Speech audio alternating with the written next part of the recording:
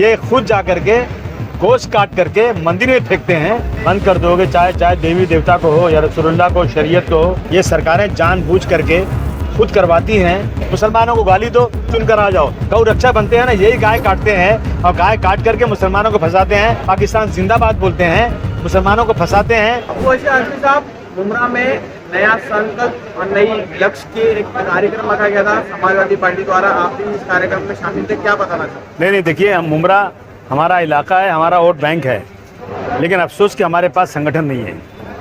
क्या है, आजकल के कार्यकर्ता जो है ना, लोभी हो गए, लालची हो गए हैं। ये आइडियोलॉजी पे नहीं, लालच पे, डर पे काम करते हैं। मैं ऐसे मर्द को ढूंढता हूँ जो लालच से बिके नहीं, जो लोभी ना हो, जो आइडियोलॉजी पे काम करे। सड़क पर चलना चले, पैर सूज जाए चलेगा, लेकिन उसे एयर कंडीशन में रह करके इन फिरका परस्तों के साथ नहीं जाना चाहिए। और मुझे बड़ी मेहनत से ये मिले हैं मुझे शब्बीर भाई से सारी बात हुई, ये तय है। और यहाँ मुमरा में इंशाअल्लाह मुझे पूरी उम्मीद है कि मैं अपने तमाम साथियों के साथ यहाँ पे एक संगठन अच्छा बनाऊँगा और हम हिंदू मुस्लिम की एकता करेंगे। हम मिलजुल कर रहेंगे। हमारी सीटें चुनकर आए या नहीं आए, लेकिन हमारा संगठन मजबूत रहेगा, हमारी आवाज़ बुलंद रहेगी। काफी लोग आपकी पार्टी में शामिल हुए और ज्यादातर यूथ शामिल हुए, तो क्या बताना चाहोगे? अरे भाई, यूथ जहाँ आते हैं उनको आसमान नजर आता है।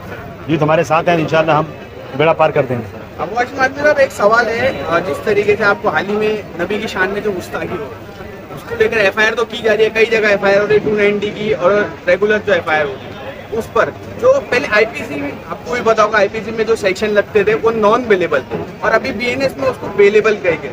तो हेट स्पीच के जो सेक्शन थे अभी सारे बेलेबल है, इसलिए कोई भी आता है होलफुल बकता है। तो इस मामले को लेकर के आप सदन में आवाज उठाएंगे कि इसको जो हेट स्पीच है इसके सेक्शन जो है वो नॉन बेलेबल किए जाए? आपको शायद मालूम नहीं है, मैंने एक प्राइवेट मेंबर बिल डाला है। मैंने 10 बार मुख्यमंत्री से कहा है कि ये हेट स्पीच बंद कर दोगे, चाहे देवी देवता को हो या रसूलुल्लाह को, शरीयत को हो, कुरान को हो या गीता को हो। कोई गलत बोले ना तो उसको 10 साल की सज़ा होना चाहिए। और जब नहीं सुना मुख्यमंत्री ने 10 बार बोलने के बाद, तो मैंने प्राइवेट मेंबर बिल डाल के रखा है। 2 बार वो फ्राइडे के दिन आती है, लेकिन आज तक उस पर चर्चा हुई नहीं। देखिए, ये सरकारें जानबूझ करके खुद करवाती हैं कि जितना मुसलमानों के साथ जुल्म आए होगा, मीडिया में दिखाया जाएगा, उतना मैं गैर मुस्लिमों को इकट्ठा करके वोट ले लूँगा।